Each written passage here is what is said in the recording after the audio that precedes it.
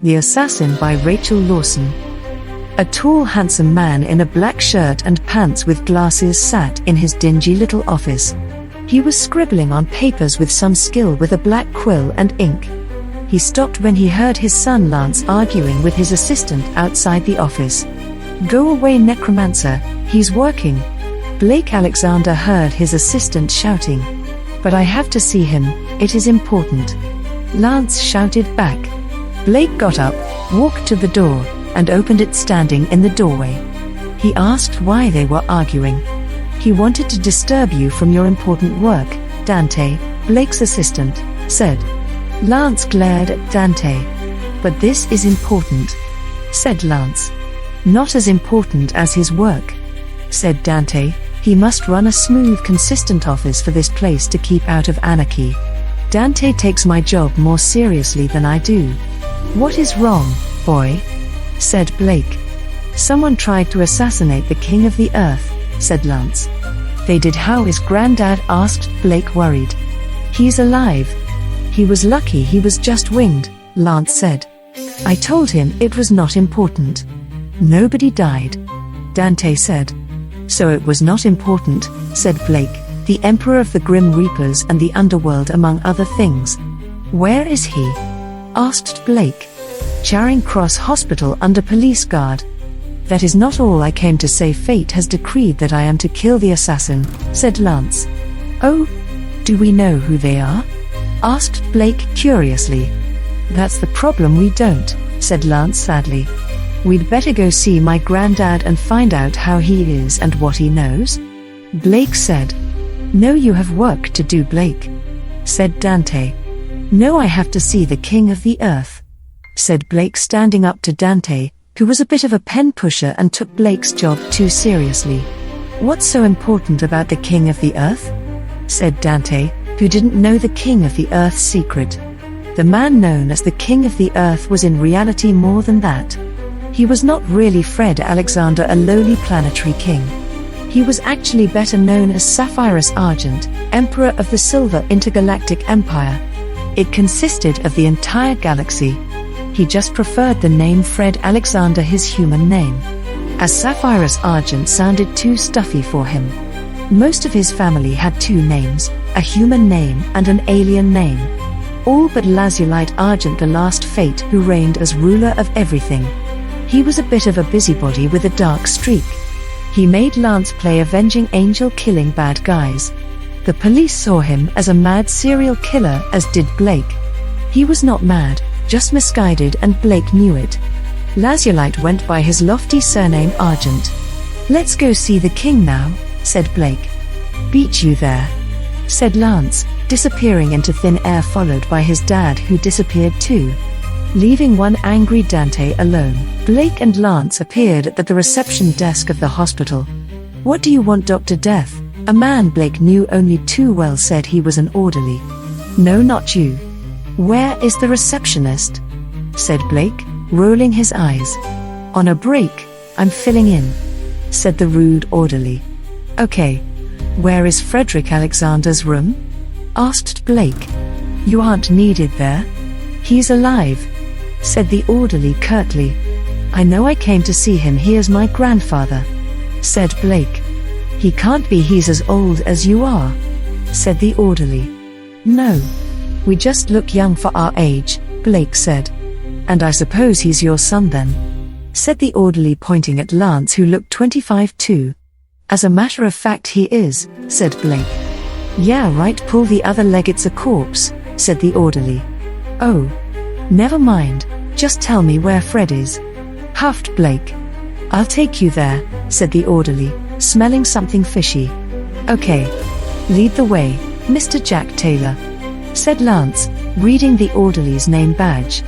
"Are you an actor? I think I met you at a friend's show," asked Lance as they walked. "Yes, who's your friend?" asked Jack. "Argent," said Lance. "Yes, I know him, bossy fellow," said Jack. "Yes," said Lance. "Fred Alexander is in here," said Jack as they got to the room Fred was in. "Do you know these men?" asked the orderly. "Yes. Hi, Blake." "Hi, Lance." said Fred, who was in a hospital bed. He was under the guard of a policeman in odd clothes. He wore a red tux and top hat and was masked. "Are you one of the magicians?" asked Jack, seeing the policeman. The magicians were alien superheroes who helped out the police. "Yes," said Blake, Lance, Fred, and the man in red at the same time. "I was talking to him," said Jack, pointing at the man in red. "Hi, Uncle Raymond," said Blake to his great-uncle, the man in red. "Hello, Blake." "Hello, Lancelot. I was just asking the king here about his shooter," said Ray, who was Fred's brother. "King? What is he king of?" asked Jack. "I'm the king of the world," Fred said awkwardly, hoping not to sound too pretentious. "The world? What world?" Jack asked. "This world, the Earth, of course," said Ray, who laughed at the thought anyone would need to ask. "He's one of your kind?" asked Jack. "He's my brother, the Red Fox, the king of Mars," said Fred. "Then you two are related to him," said the orderly. "Like I said," Blake said.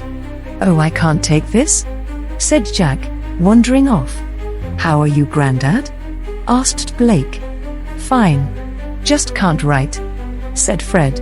"Hi," said Lance. "Did you see who shot you?" Blake asked.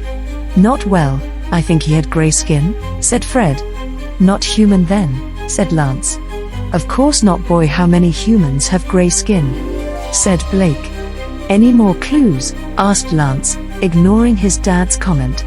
"He called me by my name?" Fred said. "King of the Earth or Fred Alexander?" asked Ray. "My real name," said Fred, looking around suspiciously for people who may hear him. "You mean they used your imperial name?" said Ray in a quiet voice. "Yes. They said something about ridding the empire of the tyrant, Sapphirus Argent," said Fred quietly. Lance closed the door to the room. "It seems related to the intergalactic summit we are holding here." "No one else would call you that," said Blake. "Yes, put on a summit and wackos usually come out of the floorboards," Lance said. "Yes," said Blake. "He's going to try again," said Blake. "Yes, more than likely at the summit. So, we'll have to cancel it," said Ray. "We can trap him in the act," said Lance. "No, we can't risk the life of the Emperor," said Ray. "You aren't the only one who wants to get the assassin. According to what Mortimer said, his son the Necromancer wants to kill the assassin," said Blake. Who was secretly Mortimer, which was his Reaper name? Neither Ray nor Fred knew was anything more than a friend to Blake. "Does he?" said Lance. "Maybe we can trap him or draw him out, or the Necromancer can kill the assassin if we don't cancel it." "True," said Ray, "but I don't know which assassin I would put my money on." Days later, Fred stood by a podium with his arm looking normal. His bandages were hidden beneath a silver tux with blue trim. "Welcome to the Intergalactic Conference of the Silver Empire. I am Sapphirus Argent, Emperor of the Silver Intergalactic Empire," said Fred to the people at the summit into a microphone. "Hail Sapphirus!" Voices shouted from the crowd.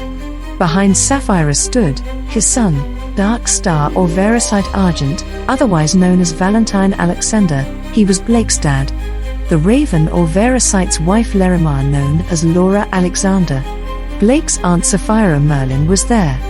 Blue Midnight, Emperor of the local solar system, or Alexandrite Argent, who we know as Blake Alexander. Blake's wife Anatase Argent is called Angela Alexander by humans. Lastly was the Enchanter or Lakelandite Argent we know as Lancelot Alexander. I would like to thank my grandson, the local Emperor Alexandrite, for organizing this summit. I would also like to thank my brother Rodonite for organizing the security. Later in the summit, there was a masquerade dance. Lance wandered around looking for suspicious characters and actions. While he was looking around, he found two suspicious characters. They were his niece Astra Sapphira Starfire and her husband Maximilian or Marcusite Starfire. They were the Vampire King and Queen. Lance raised Astra when her parents were murdered. He was like a father to her. "Hi Lance, have you found him yet?" asked Max, who like his wife knew Lance and Blake were Mortimer and the necromancer. Not yet, the night is still young. You are the most suspicious people I met here, said Lance. No one more suspicious than little old us? Joked Astra. Lance wandered off, leaving them to themselves. Astra, queen of vampires, went to a masquerade. Opportunist, she was with her husband Max, the king. They danced all night, then they got people alone, and they took a little drink. She savored the taste of the blood she drank.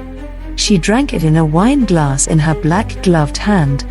Her gloves were made of fishnet lace and her hands were bejeweled. Her husband stood admiring her long black tresses, her dress, and her gothic beauty. On her face, a black lace mask fit tight on her finely chiseled face. Max told a joke. She laughed and cried. She laughed too much. She flirted with silence and bit her fingertips. They danced like newlyweds, enjoying the dance and each other's company. Their eyes never left each other. It was as if nothing else mattered, their hearts in their mouths. The world felt as if it was theirs alone. They took joy in each other's touch and movements and the other's loving glance. The world was lost. All that existed was the music and the magical moment which lasted till the dawn's light peeked in, and the moment was gone. Back to Lance, he was still wandering around when his father walked over to him. "Hi boy, have you seen anything suspicious?" said Blake. "Hi Dad, the only suspicious thing I've seen is vampires. I think you will have a vampire victim or two in your morgue tomorrow as coroner." Lance joked darkly. "I do not doubt that," said Blake grimly.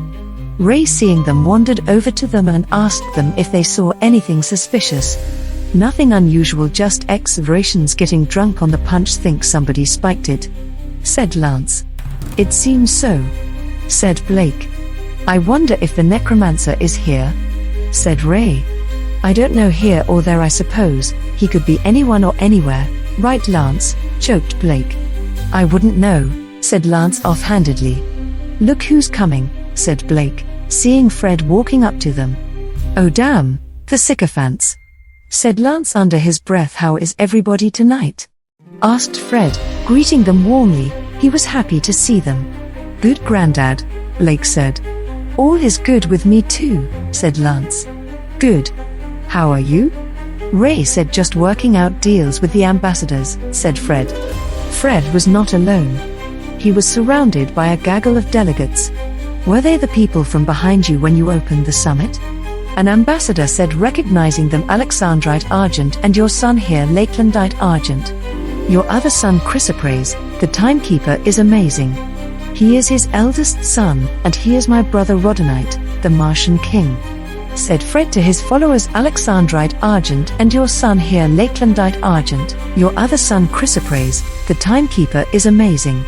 "Nice to meet you," said Blake, smiling charmingly. He ignored the mistake and the reference to his murdered daughter, which was still raw even 20 years later.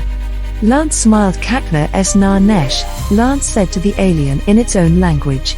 Roughly translated as "Good evening, I have to go see you around," and walked away to look for something out of place that was just a sycophantic ambassador.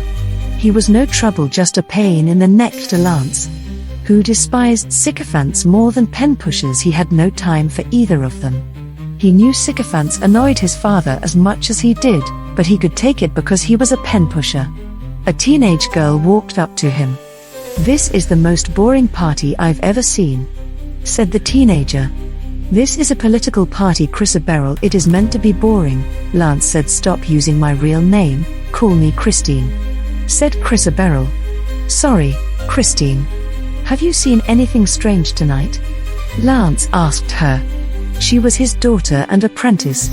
She had been looking for suspicious things there at the masquerade. "Oh yeah, I saw Astra and Max killing someone and drinking their blood out of wine glasses." "Yuck," said Christine. "Oh, other than that?" Lance said to his daughter. "Yeah," Christine said. "What did you see?" asked Lance.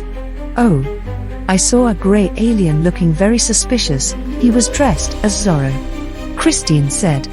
"Haven't I told you not to be racist? Call them by their proper name, ex-Vratians, not by their skin color," lectured Lance. "Dad," Christine protested. Christine, what was it doing? Asked Lance. Fighting with a Venusian bartender over his wearing a weapon, said Christine. What, a sword?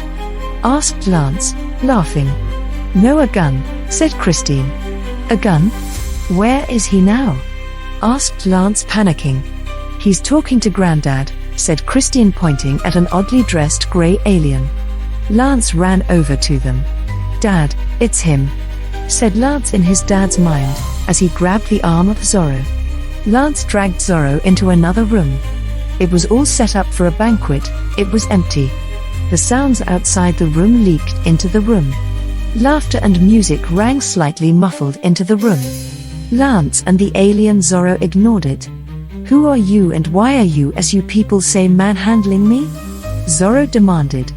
The last person you will see alive, said Lance darkly. Who are you?